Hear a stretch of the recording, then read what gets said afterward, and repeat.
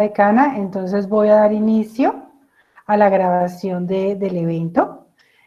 Buenas noches, respetados estudiantes, docentes, egresados, administrativos, decana y vicedecano. La Facultad de Educación y Humanidades de la Universidad Militar Nueva Granada da la bienvenida a todos los asistentes a este su segundo conversatorio titulado Hablando de Derechos con el Autor, Uso y Protección de Contenidos en las Aulas Virtuales de Aprendizaje, en el marco de las actividades que estamos realizando en nuestra facultad, como un espacio a realizarse periódicamente, mensualmente, para ser más precisa, y que tiene como principal objetivo acercarnos un poco más como comunidad académica que somos a un tema de tanta actualidad, como es la propiedad intelectual, en especial centrando la mirada en el tema concreto de derechos de autor. Pues primero que todo, un agradecimiento especial para todos nuestros participantes que hoy nos están acompañando. Igualmente, gracias a nuestros ponentes, quienes amablemente pues aceptaron la invitación de estar con nosotros y van a compartir pues sus disertaciones y experiencias en torno a la temática que vamos a trabajar el día de hoy. La metodología que utilizaremos pues es la que siempre hemos generado en estos espacios, que serán intervenciones inicialmente pues de nuestros ponentes a la luz de una serie de preguntas que yo iré planteando. Luego se realizará una ronda de inquietudes de nuestros asistentes, de todos ustedes, únicamente a través del chat. Yo ordenadamente pues les voy gestionando esas inquietudes que vayan surgiendo y pues estaré atenta pues al manejo también del tiempo, porque como lo decía la decana, solamente tenemos 1 hora. Antes de iniciar, le daremos la palabra al vicedecano, al doctor Juan María Cuevas, quien nos dará un breve saludo de bienvenida. Vamos a ver si ya está por aquí. Doctor Juan María Cuevas. Sí, doctora Sofía, buenas noches. Hola, bienvenido. Estoy aquí de nuevo con mis perros, que están en un concierto y con un deseo de participar en el evento. Dale, entonces, tienes Vale. la palabra. Bienvenido. Bien, voy a apagar mi cámara debido a que por conexión. Muy bien, buenas noches para todos y para todos y para todas. Bienvenidas a este conversatorio sobre derechos de autor. Un conversatorio que va a rondar alrededor del uso y protección de contenidos en aulas virtuales de aprendizaje. Un tema que es vital a partir del fenómeno que estamos viviendo a partir de el 2020 con esto de la pandemia. Se ha agudizado más. Hasta qué punto uno como profesor puede utilizar unos contenidos y qué aspectos debe tener en cuenta para el respeto de los derechos de autor, así como el estudiante y así como las instituciones. Doy las gracias a Ricardo Ballesteros Valencia, a María Janet Álvarez y a nuestra decana Rubí Estela Romero por darnos la oportunidad de profundizar y conocer estos aspectos que, como lo he dicho en nuestros escenarios, esto hace parte de los derechos de autor, hacen parte de toda la política de ética, la investigación bioética e integridad científica que ha venido trabajando Colombia a partir del Ministerio de Ciencia y Tecnología, y que no es un aspecto ajeno, no es únicamente cumplir normas o estar pendiente de con qué es lo que debo tener cuidado, sino que es una cultura y es una internalización de aspectos normativos y aspectos de práctica social, no se escuchó un eco, de práctica social que se debe normalizar y se debe volver como la cotidianidad dentro de la formación universitaria y dentro de las prácticas investigativas.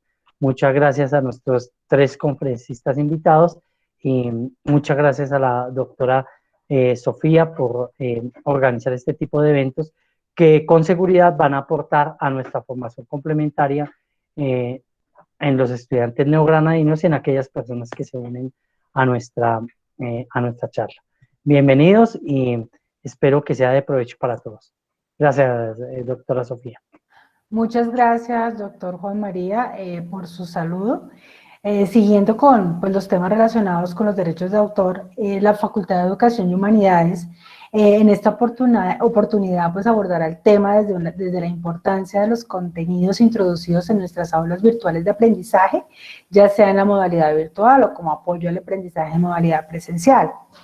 Pero para entrar en este tema, quiero presentarles a la doctora Rubiestela Romero, quien es magíster en propiedad intelectual y derecho a las nuevas tecnologías, también es abogada, especialista en instituciones jurídico-penales y especialista en investigación criminal, también es asesora a nivel de protección de derechos de autor en la jurisdicción penal y derechos sancionatorio administrativo, es también autora de varias publicaciones y de capítulos de libros y es también la decana de nuestra facultad. Entonces, adelante, doctora Rubi, pero quisiera plantearle un aspecto. ¿Qué es un ambiente virtual de aprendizaje y qué contenidos pueden vincularse en él? Doctora Rubi, tiene la palabra. Bienvenida. Gracias, mi doctora Irene. Lo que la tecnología nos acompañe en el día de hoy, pues por estos aguaceros y todo lo que ha pasado ahorita, un cortecito pequeño de luz que tuvimos. Espero que me escuchen bien. Tengo problemas con el audio. Gracias. Sí, gracias. sí, sí. Bueno, entonces, muchas gracias. Quiero, primero que todo, dar las gracias a todos los docentes, quiero mucho, y todos los que nos acompañan hoy en estos conversatorios que hemos querido hacer. Bueno, creo que aquí el profesor Cacerola es un poquito más temprano, pero bueno, espero que no escuchen mucho la cacerola, sino mi voz.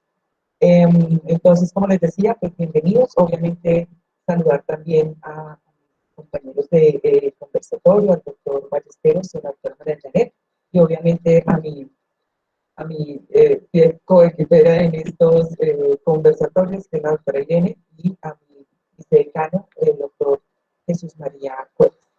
Entonces, bueno, para ya comenzar con este conversatorio, bueno, eh, dentro de estas charlas con los autores, vamos a ver en esta noche, pues este tema que nos interesa tanto a nivel de las universidades, ¿cierto? Y es cómo vinculamos estos derechos de autor, pues a nosotros, a los docentes y a nuestros, en este caso, nuestros ambientes virtuales de aprendizaje, o también hoy en otros términos que también hemos conocido como entornos virtuales de aprendizaje y las OVAs, que son los objetos virtuales de aprendizaje, o sea, todo este mundo virtual que hoy en día, pues afortunadamente lo tenemos, ¿no? Si vamos a empezar como con definiciones, pues todo este tema de los ambientes, de los entornos, pues nace desde ese mundo que ahora se nos viene, pues, el pique, que es la virtualidad.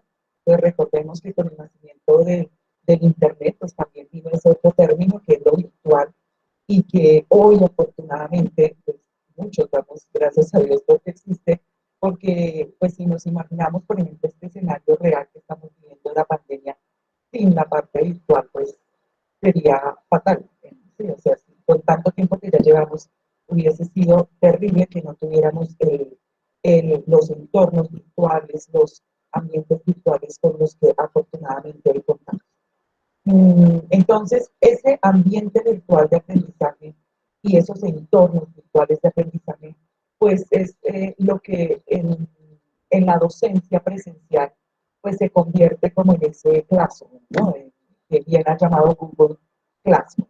Entonces, es ese sitio en donde vamos a interactuar, en este caso y a nivel educativo, con nuestros estudiantes para nosotros hacer nuestra práctica pedagógica. ¿Y cómo lo vamos a hacer? Pues vamos a utilizar muchas herramientas, porque hoy afortunadamente tenemos un sinfín de herramientas que nos pueden permitir hacer una comunicación más efectiva, sobre todo con nuestros estudiantes, que en la mayoría son nativos digitales. Entonces, los ambientes virtuales, esos entornos virtuales que tenemos, que muchos manejamos, por ejemplo, la Universidad Militar pues maneja plataformas LMS, ¿no? Y en este caso es Moodle, la plataforma Moodle, y a través de ella es que podemos interactuar con sus actividades, con sus recursos, con los estudiantes. Entonces, allí es donde como docentes, inclusive los estudiantes también, incorporan esos objetos virtuales de aprendizaje, esas famosas OAS, ¿cierto? Que nos permiten hacer más dinámica esa interacción y que nos permiten, pues, finalmente también ser creativos, ser innovadores en nuestra práctica pedagógica. Y de allí es ese tema que nos interesa tanto hoy, como bien mencionaba el señor vicedecano cuando hablaba de la necesidad hoy de este tema, ¿no?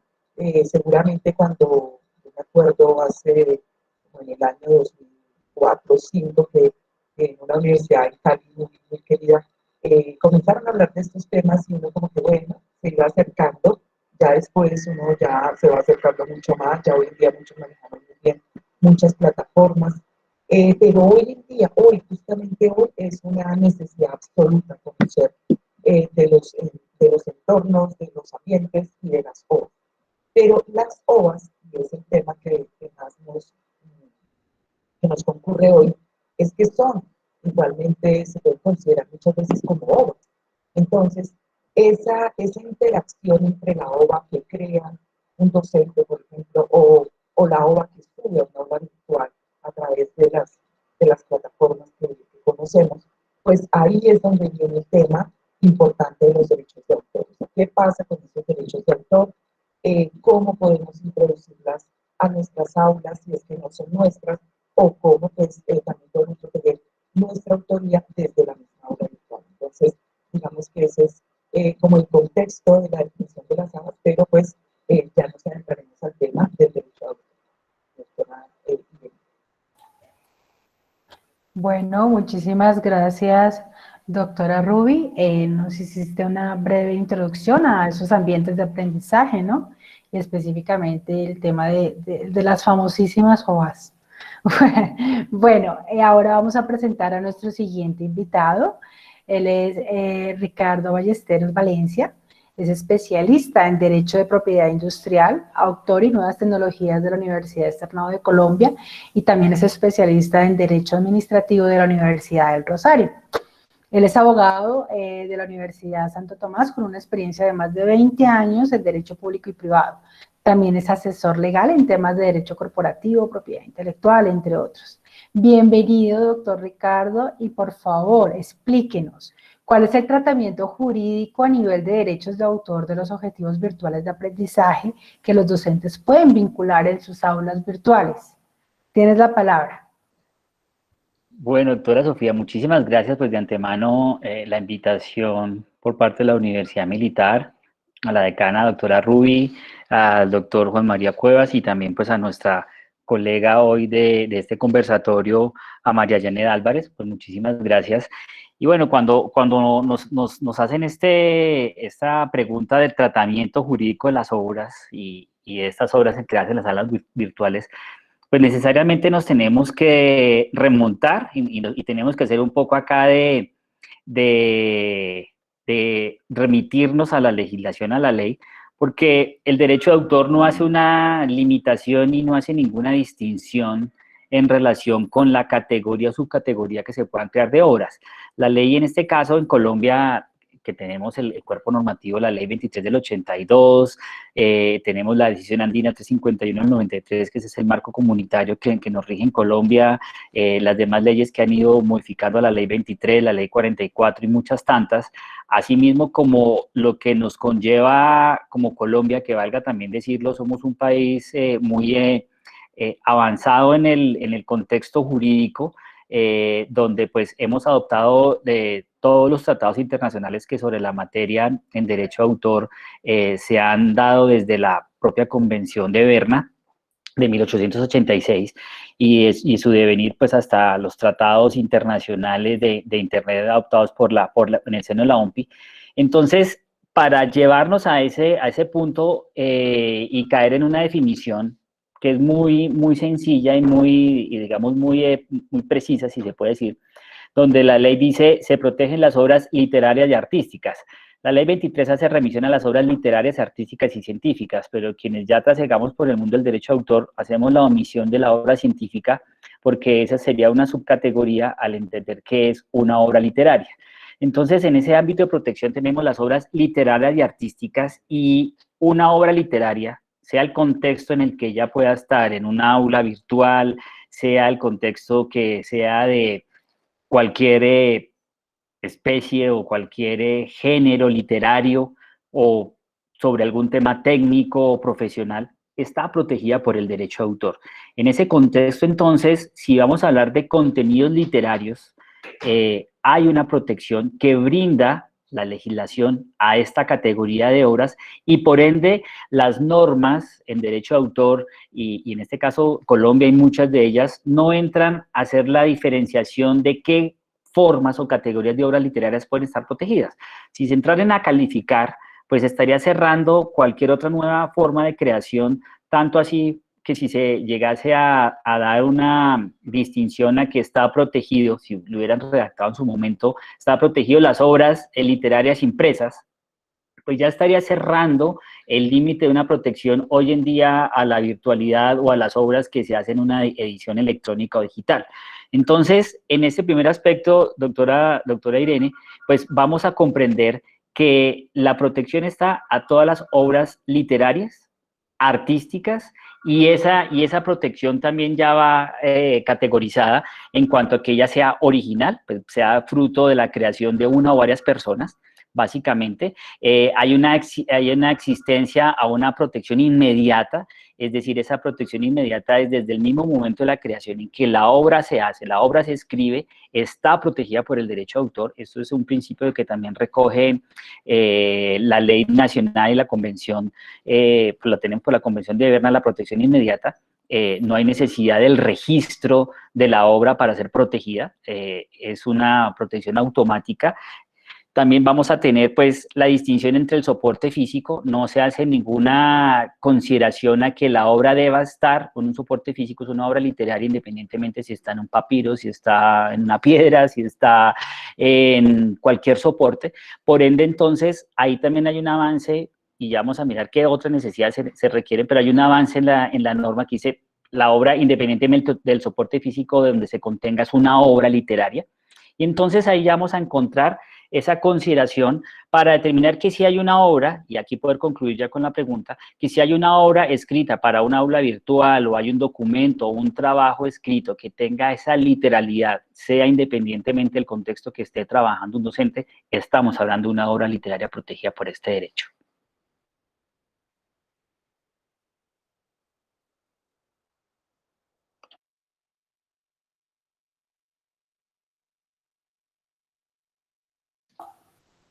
Ok. Perdona un momento que tuve problemas aquí con mi audio. Gracias, doctor Ricardo. En cuanto al tema de derechos de autor morales y patrimoniales de las obras creadas en la Universidad Militar y los aspectos contractuales, ¿conoces algo al respecto? Digamos que los aspectos morales y patrimoniales, y digamos que adentrarnos a una institución como la Universidad Militar, no tendría que ser nada distinta de cualquier contexto académico y de cualquier contexto legal.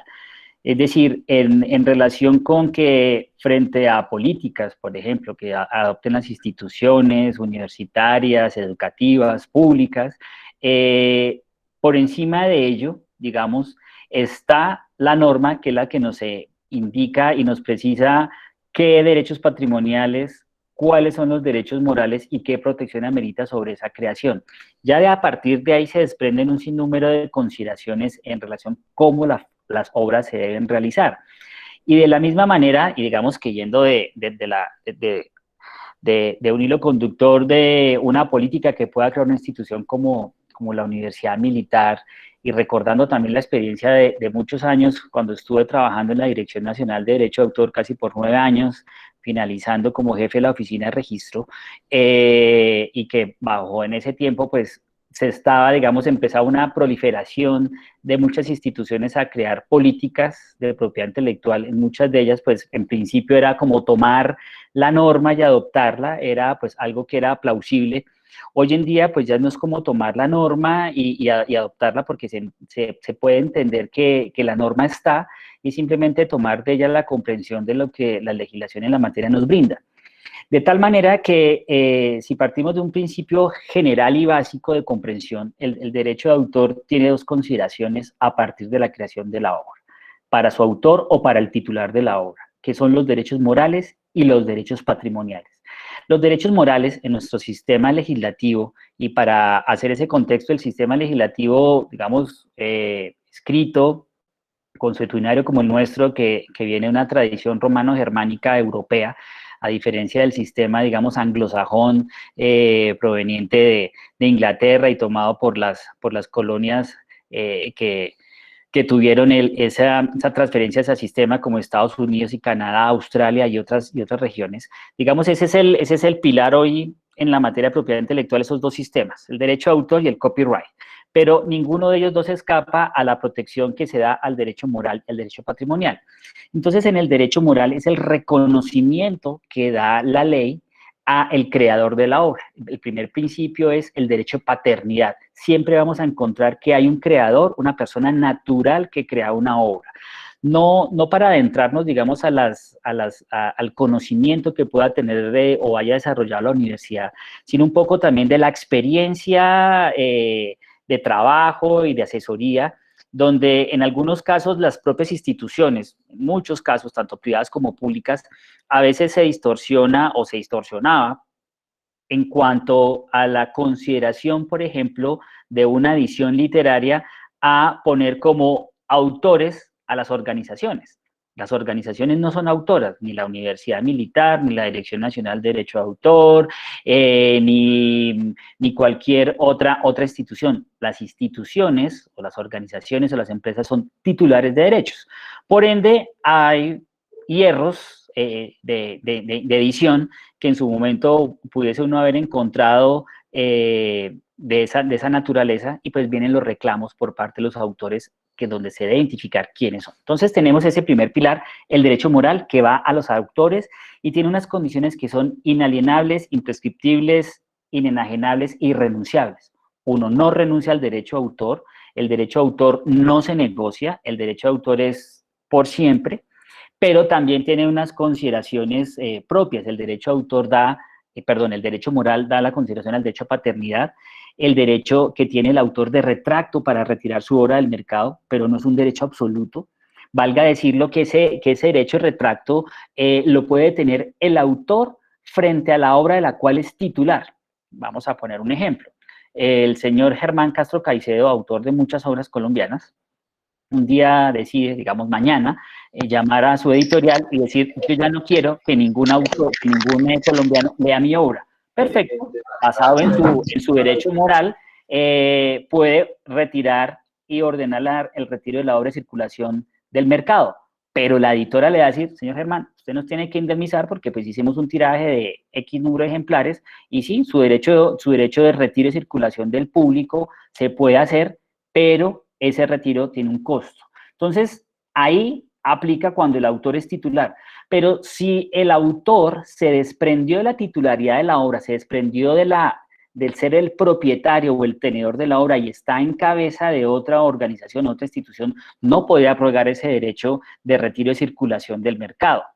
También hay otro derecho importante dentro del derecho moral, que es el derecho en relación con la transformación o modificación de la obra, que también se puede el autor impedir a que esta se haga, pero también tiene un límite, en la medida en que si ese derecho fue transferido por virtud de un encargo de una obra, de realizar una obra, no podría el autor oponerse a quien le encargó de suyo la creación de un guión literario, escribir un libro sobre cualquier tema en particular, a exigir que esa obra no pueda tener modificaciones o adaptaciones por ejercer un derecho que, si bien está facultado, no lo convertiría en absoluto por no ser el titular. Si lo fuese, por ejemplo, digamos que en el caso de los herederos de Gabriel García Márquez, que ya parece que negociaron unas obras para ser llevadas al cine. En esa circunstancia, si amerita que la transformación de la obra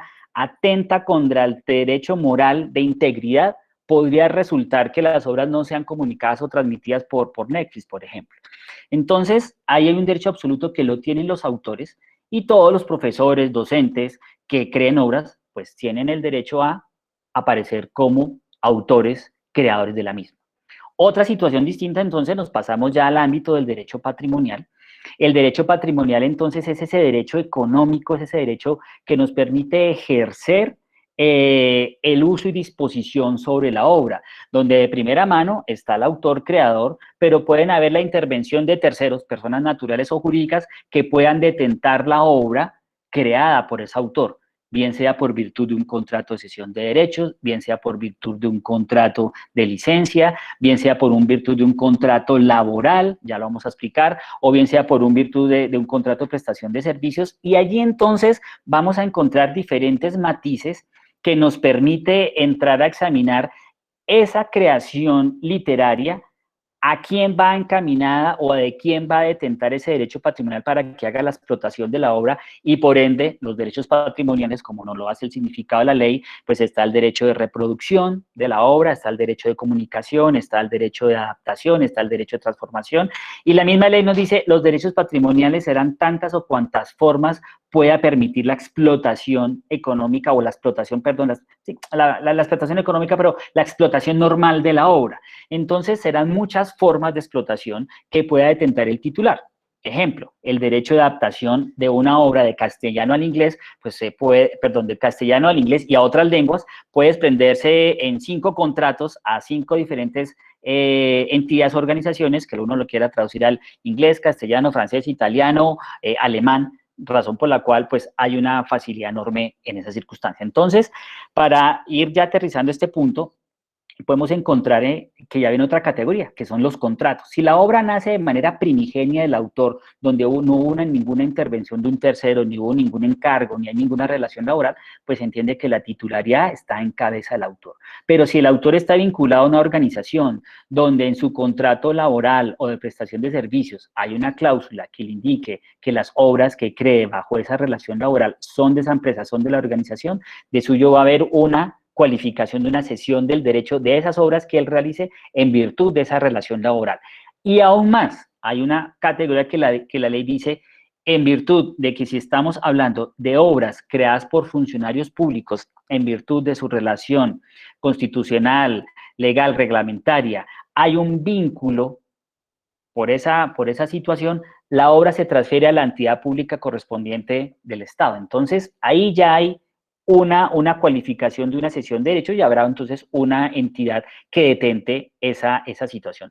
Luego vienen otras formas de crearse en las obras. Entonces hay un desprendimiento cuando se habla de la obra en colaboración y la obra colectiva. La obra colectiva es una categoría que dice, la obra colectiva es aquella que es coordinada o dirigida por una persona natural o jurídico, en donde los derechos patrimoniales estarán en cabeza de esa persona natural o jurídica que la coordinó. Siempre va a destinar a una persona natural que haga el trabajo de coordinación, pero esa obra va a estar en cabeza de la persona natural o jurídica que coordina la obra.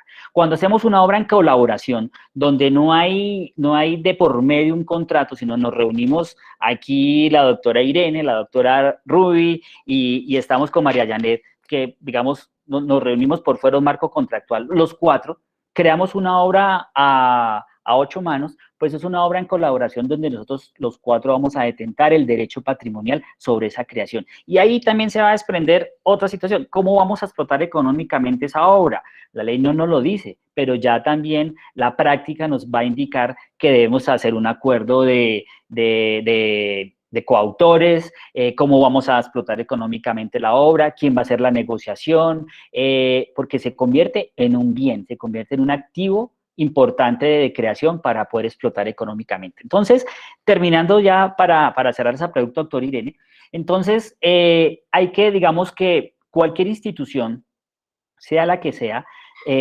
tendrá que hacer el examen frente a mirar la legislación, la norma que es la que nos rige. También hay ya circulares propias que en su momento cuando trabajamos en la dirección, la propia Procuraduría expidió a todas las entidades públicas aduciendo la protección al derecho de autor, aduciendo hacia las obras creadas por los funcionarios públicos, aduciendo al tema de la contratación.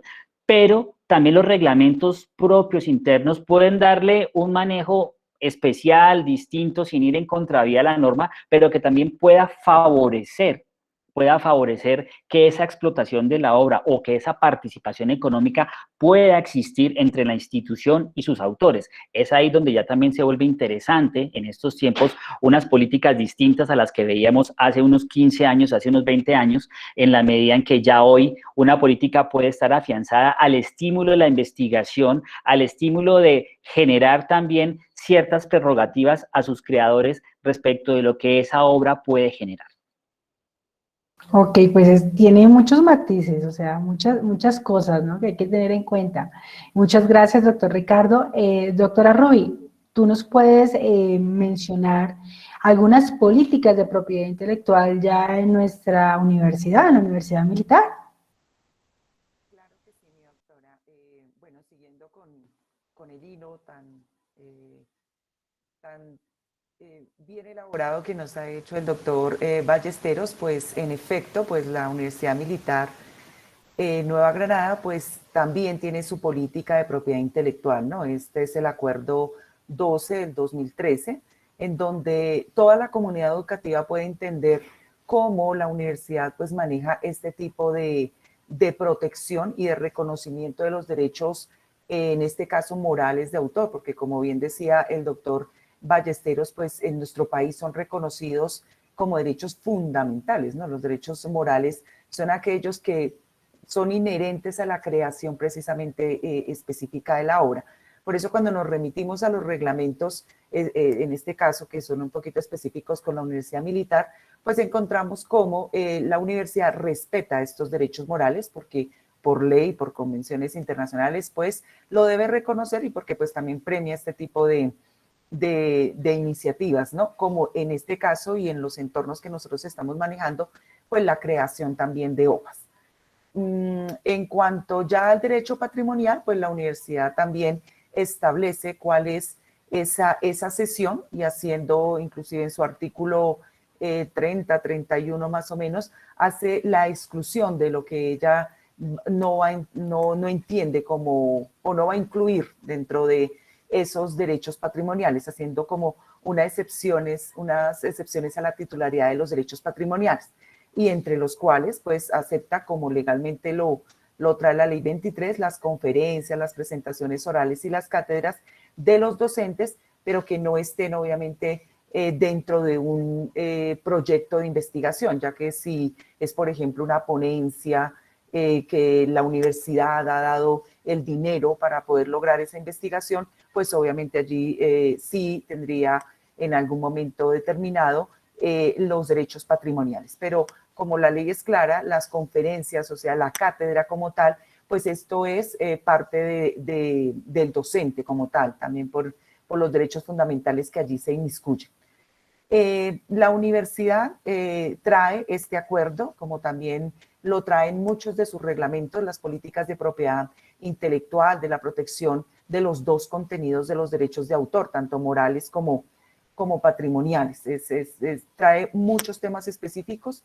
Pues yo creo que en la universidad, en el ámbito de la universidad, estamos justamente hoy atravesando por un proceso de reacreditación de la universidad, en donde nos hemos dado cuenta cómo el Ministerio de Educación en este momento está apuntando mucho al tema de la propiedad intelectual, y no solamente la propiedad intelectual, sino la gestión de la propiedad intelectual. Entonces, esta parte de las licencias, de las sesiones van a tomar cada vez más, van a ser más cobijadas en cierta medida por las universidades, porque ya por fin en Colombia estamos entendiendo que el desarrollo, ¿cierto?, social, económico de un país viene ligado a ese Producto Interno Bruto, que muchas veces está relacionado estrechamente con la producción intelectual de un país. Entre esos, los derechos de autor y obviamente la propiedad industrial, reconociendo obviamente el tema que, por ejemplo, aquí vemos en los entornos virtuales de aprendizaje, como son las plataformas LMS, como es Moodle. Entonces, digamos que uniéndolo al tema del docente y de la creación de las OVAs, piensen que cuando ustedes como docentes, todos nosotros pues subimos algunos recursos al Moodle. Entonces el Moodle es muy amplio, ¿no? Dice actividades y recursos, y siempre que subimos un recurso, él nos dice cuál es esa protección de los derechos de autor, ¿no? ¿Es su autoría? ¿Quién es el autor de lo que va a subir? ¿Es su autoría? ¿Es de dominio público? ¿O tiene algún tipo de licencias? En este caso, pues Moodle, hacer una plataforma más, más de Estados Unidos, pues obviamente trae mucho las licencias CC, ¿no? Las Creative Commons, ¿no? Más que el europeo, pues que traería otro tipo de selección, pero sí trae la parte de reconozca quién es el autor. Y pues obviamente está también la obligatoriedad de los docentes de establecer pues quién es el autor si suben un recurso que es externo, ¿no? Entonces, ustedes saben que a nivel de OVAs tenemos multitud de OVAs, puede ser desde un podcast, puede ser desde un blog que creemos nosotros mismos, pero allí es donde nos preguntan de quién es el titular de esos derechos de autor, y es allí en donde el docente debe realmente decir, ¿es mío, no es mío, es dominio público? O sea, ¿cómo lo deben marcar en esa legislación? Porque por ende la universidad les reconoce esos derechos morales porque son, como les digo, son fundamentales, ni siquiera la universidad las reconoce, es que es un patrimonio y es un premio a la innovación. Pero en cuanto a los patrimoniales, pues ahí es donde nos piden especifique, y la misma plataforma, no sé, todos yo creo que ustedes se han dado cuenta cuando le pregunta a uno quién es el autor, pues ahí es donde es el momento de reconocimiento.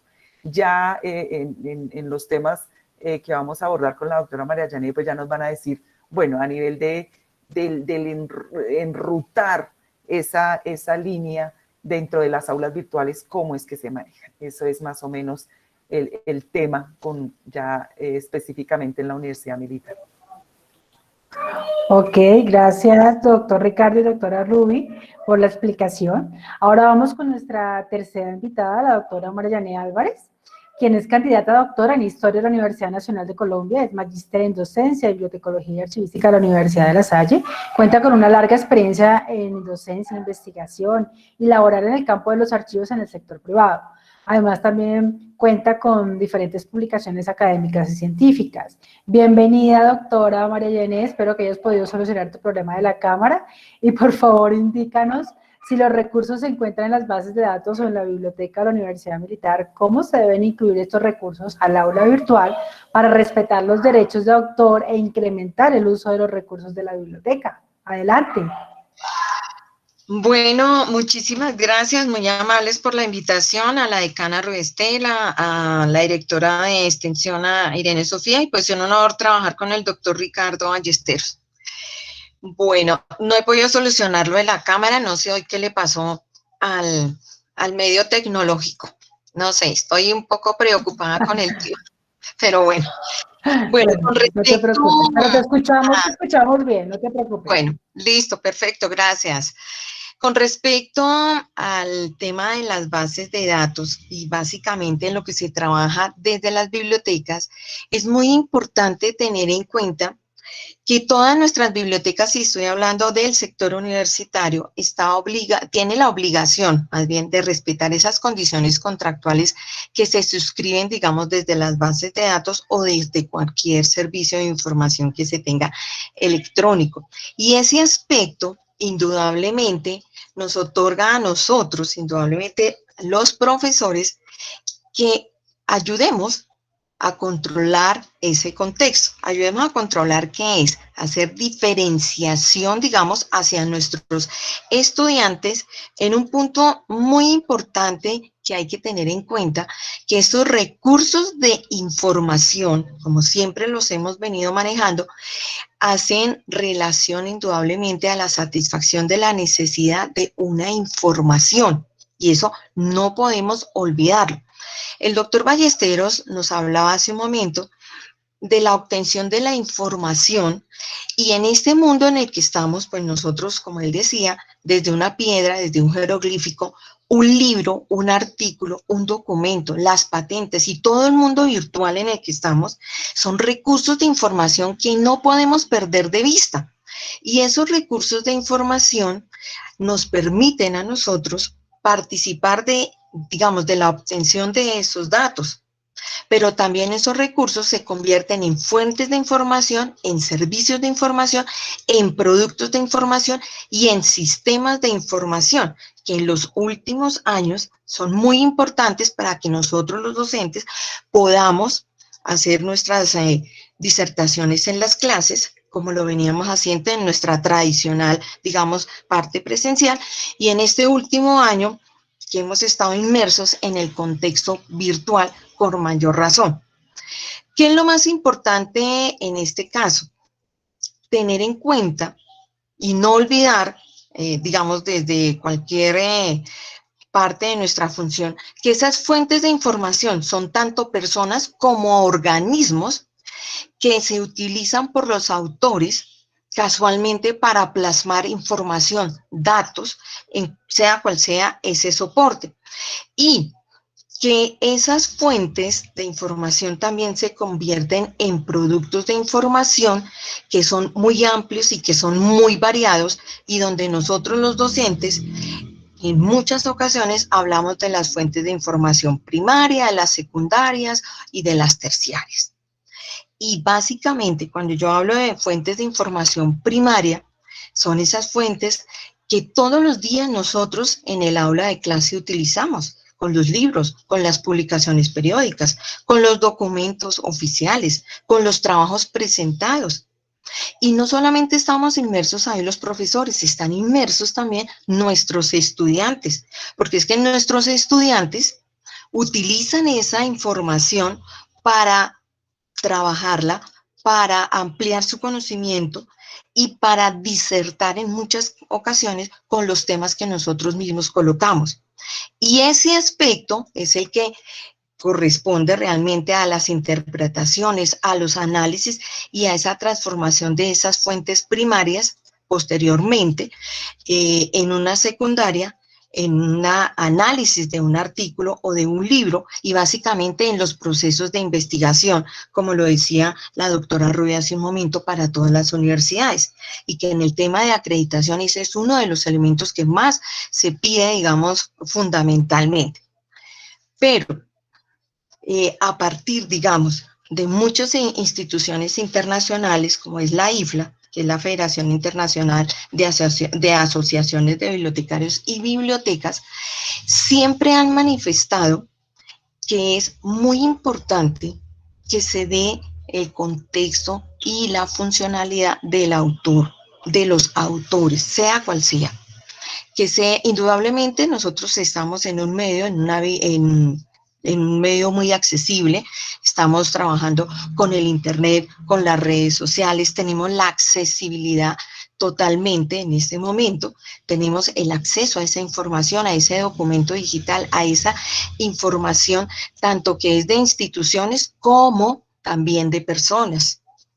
Y una de las problemáticas, indudablemente, se ha convertido en que en los últimos, digamos, en los últimos tiempos, por llamarlo así, nuestras aulas virtuales se han considerado indudablemente en unas herramientas de apoyo para el proceso muy importante. Pero a su vez se ha venido vulnerando el derecho de autor. ¿Por qué razón? Porque no se cita adecuadamente. Porque muchas veces obviamos la información cuando estamos subiendo a la plataforma Moodle de que ese autor soy yo como profesor, y a veces se olvida en ese contexto y se deja libre, como si no hubiese sido, no hubiese tenido un autor particular, sino que fuese un autor anónimo. Y esa problemática ha venido digamos, en los últimos años, no solamente en este último, digamos, de tema de pandemia, pero en los últimos 5 o 6 años ha venido siendo reconocido porque se ha generado una tensión entre el derecho de autor y qué tanto el derecho de la educación y la enseñanza, como lo decía el doctor Ballesteros, de que siempre nos han dicho que las obras o el tema del autor de este tipo, siempre que sean en el sector educativo, no van a tener, digamos, tanta restricción. Pero estamos, digamos, en esa parte teniendo una dificultad para ese tema, porque no estamos obligándonos nosotros mismos, ni estamos indicándole a nuestros estudiantes que, ojo, hay que tener en cuenta o hay que tener cuidado con el derecho de autor. Eso es un aspecto muy importante. Ahora, desde las bibliotecas hay un punto muy esencial en eso, que están continuamente recordándonos ese punto y que debemos, indudablemente, difundirle a los estudiantes ese contexto. Ese no es un problema solamente en el sector universitario, indudablemente en muchísimos otros aspectos se está teniendo también ese contexto. Y nosotros cuando hacemos las grabaciones de las clases o en nuestras conferencias y demás, en este momento las instituciones están exigiendo que se dé un aceptar para que nuestra obra, nuestra clase, nuestro ejercicio que se hace como profesor quede protegido dentro del derecho de autor y que está reglamentado según nuestra normatividad colombiana en este caso. ¿Por qué razón? Porque los estudiantes anotan, recogen información de esas lecciones que hemos dado y ellos deben citar adecuadamente, digamos, esa información. Ese es un punto que quiero recalcar, en el cual pues nosotros como docentes, como profesores, tenemos que estar muy pendientes de esto y enrutar a nuestro estudiante hacia ese punto. Muchísimas gracias, doctora María Yané. Escuchando pues todo esto que nos estás mencionando, ya como nos quedan pocos minutos, ¿qué recomendaciones les darías a nuestros profesores y estudiantes en relación al buen manejo de esos derechos de autor que están en el material bibliográfico que se usan usualmente en nuestras clases? ¿Cómo serían Sí. esas recomendaciones? Muy bien, bueno, Sofía. antes de responder esta pregunta, quiero invitar a todos nuestros invitados para que vayan planteando las preguntas que tengan para nuestros ponentes a través del chat. Yo de manera ordenada las iré planteando. Ya veo aquí alguna, entonces después de la intervención de la doctora Mariné contestando mi inquietud, daré paso, leeré las preguntas de nuestros asistentes en estos últimos minutos que nos quedan. Entonces, te escuchamos, María Yané. Ok, perfecto. Bueno, mi mayor recomendación en este momento es la utilización adecuada de las normas de citación en los trabajos de los estudiantes, bien sea Vancouver, Chicago, ABNT, la que sea. Indudablemente, eso es lo más importante. Muchas de las universidades en este momento han adquirido sistemas antiplagio y casualmente que es una herramienta no tanto para castigar al estudiante, sino para guiarlo dónde están las equivocaciones o qué ocurre cuando no se hace la citación adecuadamente, porque son mide unos porcentajes de citación. E indudablemente invitar al respeto a esas disposiciones que indudablemente son internacionales, pero también nacionales, pero también locales. Y otro contexto muy importante es que desde las bibliotecas se debe hacer mucho énfasis, mucho reconocimiento hacia los usuarios, cualquiera que sea el tipo de usuario, sobre en qué consiste el derecho de autor. Y otro elemento importante, la revisión de todos los trabajos y de toda la documentación que tienen nuestros estudiantes, inclusive de nuestros propios trabajos, porque eso ayuda un poco a que enrutemos adecuadamente el respeto del derecho de otras personas que han escrito y nos han compartido información. Esa sería mi mayor recomendación, Sofía. Listo. Doctora María Yané y doctor Ballesteros y doctora Rubi, aquí hay algunas inquietudes de nuestros asistentes. Entonces, por ejemplo, Marta Nieto nos plantea la siguiente afirmación: los videos y películas que se usan en el aula tienen derechos de autor, y cuál es la forma de hacer su reconocimiento o hacerles el reconocimiento indicado. No sé, ¿quién quiere contestarlo? O si lo contestan los dos o los tres. Bueno, doctora Irene, no sé, bueno, me voy a tomar la vocería en este Adelante. caso, pues ser un poquito un ámbito muy universitario, ¿no? Pero claro, Marta, que creo que es la que nos hace la pregunta, ¿no? Entonces, sí, en el caso cuando uno sube videos, cuando uno sube realmente cualquier obra que no sea, si es de su titularidad, como bien nos decía la doctora María Janet, ahí abajo, por ejemplo, si es Moodle, cuando tú subes un recurso en Moodle, él te pregunta, ¿quién es el autor? Te lo pregunta el mismo Moodle. Entonces, ahí es donde, como decía la doctora María Janet, ahí es donde uno tiene que colocar Sí, el nombre, inclusive él por defecto le arroja el titular del aula. Entonces uno dice, es mío. Entonces lo subo y finalmente ahí yo estoy reconociendo que el autor soy yo, cuando yo lo hago. El problema es cuando yo no verifico eso, sino lo hacemos automáticamente y nos atribuimos derechos que no son nuestros, ¿no? Él mismo te dice, otro, por si las moscas, por si no tenemos quien, digamos, no sabemos cómo hacerlo, o como les decía, ellos, Moodle utiliza mucho la Creative Commons, sin embargo, da el espacio también el dominio público. Entonces, claro, yo tengo que reconocerlo. Inclusive en las aulas Moodle o en cualquier aula, cuando las creamos, podemos crear inclusive una pestaña que diga webgrafía o bueno, recursos o inclusive bibliografía, como queramos llamarla, y ahí hacer las situaciones correspondientes con nuestro recurso. O también, pues, te aconsejo que cuando uno suba el debido recurso al aula, pues abajo le ponga como cualquier cita APA o la que se utilice, pero es bueno hacerlo frente a los recursos que estamos realizando, ¿no? O que estamos subiendo al aula, sobre todo cuando educar se trata a los estudiantes, ¿sí? Porque muchas veces vemos que le exigimos al estudiante, pero nosotros mismos a veces como docentes, pues se nos olvida.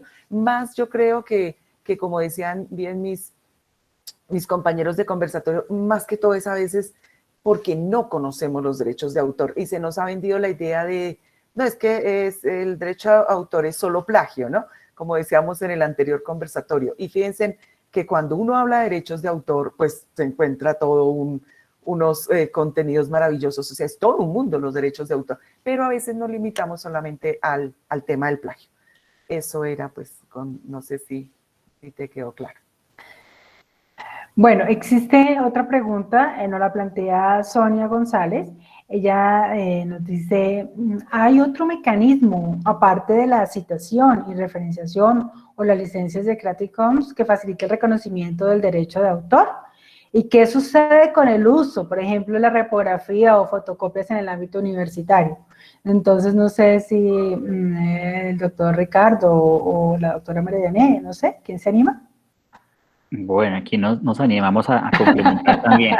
Digamos que el derecho de autor es el sistema jurídico, el que nos indica el uso, digamos, de la disposición de un derecho y digamos que todo lo que pueda estar en la red o todo lo que pueda estar usado como recursos, pues es una disposición que el titular del derecho disponga de esa obra, de ese libro, de esa obra digital en el entorno y que evidentemente una licencia sí lo disponga para ser usado en un aula virtual o cualquiera que sea. El Creative Commons, digamos que no es un sistema jurídico, no es una legislación, es una forma de expresión contractual que facilita la comprensión del uso en el entorno digital de obras cuando me dicen cómo debo usarla y cómo debo acceder a ella y me dispone unos caracteres especiales con unas gráficas propias del Creative Commons donde dicen, mire, si alguien se acoge a ese tipo de licencia, que es una disposición contractual, pues me ajusto a esa licencia, utilícela, úsela, cite, utilícela, pida permiso, utilícela, la puede compartir o la puede vender o utilícela en un entorno abierto o cerrado. Entonces, el Creative Commons me tengo que limitar a las condiciones propias que ese tipo de licencia me está indicando y que será una forma que lo quiere disponer y muchas instituciones educativas acuden a ella en la medida que puede, digamos, facilitar el poder navegar y usar las obras sin tener digamos, la premisa de causar una lesión jurídica a un titular del derecho. Entonces, por ende, muchos acuden a esa disposición, pero en otros casos, los titulares del derecho, digamos, una editora, cualquiera que ella sea, de pronto dice, no, a esta categoría de obra no le voy a poner una disposición de Creative Commons, simplemente hay una licencia de uso de derecho, está en un repositorio o está en una en un repositorio para que puedan acceder a través de la institución que adquirió el repositorio, la forma de acceso con la licencia que tienen los estudiantes, los profesores, para que se pueda usar en clase, las prohibiciones que se deban realizar, o simplemente la forma de adquirir un libro para que pueda fijarse o se pueda descargar en un Kindle o cualquier otro material o soporte físico, y es lo que la licencia me dice hasta dónde o qué puedo hacer con ella. Más nada, no puede ser ninguna explotación económica de ella, reprografía u otro ejercicio de derechos, que lo mismo y de la misma manera también haría un Creative Commons. Ok, muchas gracias, doctor Ballesteros. Y por último, Daniel Rodríguez Hernández nos hace la siguiente inquietud. Cuando el estudiante hace la citación mal, ¿qué podría suceder? Sofía, voy a contestar esa pregunta. ¿Qué puede suceder? Dale. Bueno, que tu trabajo indudablemente puede que esté debidamente cuadrado y demás, pero citaste mal la información. ¿Qué implica eso? Implica que allá hay una equivocación, hay un error. Y el deber de un profesor es corregirte esa citación. ¿Por qué razón? Porque si dejamos el trabajo así, más adelante pueden surgir problemas. Y debo recordar que en el sector universitario se han tenido algunas dificultades por ese tema, porque quedan mal las citaciones y van a hacer una citación de ese trabajo posteriormente, o de esa fuente, o de esa sección que trabajó el estudiante, y se dan cuenta que eso está errado, que eso no era de él, que era de otro autor. Por eso hay que tener muchísimo cuidado. Y es básicamente el respeto que debo tener a una persona, a un grupo de personas que trabajaron en un dado momento unos productos, una información que se convirtió o bien en un libro, por decirlo, o bien en una conferencia o en algún elemento principal. Hay que tener muchísimo cuidado con eso. Y además porque ese respeto implica que yo le estoy dando la suficiente información y le estoy garantizando, y me estoy garantizando a mí mismo que he interpretado, no que he copiado textualmente, sino he interpretado. Estoy haciendo parafraseo, que es de pronto uno de los elementos que podríamos utilizar para corregir ese contexto. Y cuidarse de que no ocurra ese contexto.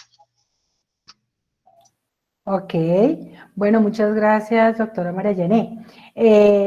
Por último, antes, porque ya el tiempo se nos está acabando, entonces antes de despedirnos, quiero compartir mi pantalla para invitarlos a todos los que estamos esta noche aquí en este espacio a un diplomado en gestión de la propiedad intelectual que está ofertando la Facultad de Educación y Humanidades. En este momento las inscripciones, como lo pueden ver, se encuentran abiertas hasta el 3 de mayo, pero igual van a estar abiertas hasta el momento de la matrícula. Los contenidos que se van a abordar en dicho diplomado son los que ustedes pueden ver aquí en la pantalla: introducción a la propiedad intelectual, derechos de autor, propiedad industrial, gestión de la propiedad intelectual en el sector educativo.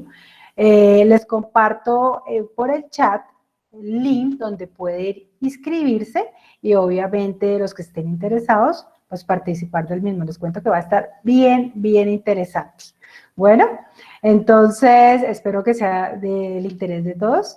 Así que por ahora, muchísimas gracias a todos por su atención y participación. Nuevamente, mil gracias a nuestros ponentes, el doctor Ballesteros, la doctora María Yané, la doctora Ruby, y esperamos pues contar nuevamente con su asistencia en los posteriores eventos que realicemos en esta facultad, y obviamente vamos a seguir trabajando en esta línea que es la propiedad intelectual y los derechos de autor. Si quieren abordar algún otro tema en particular, pues nos escriben, ¿no? El correo de extensión .faceu@unimilitar.edu.co, y pues estaremos muy atentos siempre para ofrecerles temas de interés que quieran ustedes profundizar. Nuevamente, muchas gracias por acompañarnos en esta noche lluviosa y feliz noche para todos. Que descansen. Un abrazo gigante. Muchas gracias a todos, una feliz noche. Muchas gracias, muy amables. Doctor Ricardo, doctora María Janet, muchas gracias, doctora Irene. Muchísimas gracias. Y gracias a todos por la participación. Un abrazo grande para todos. Gracias. Gracias.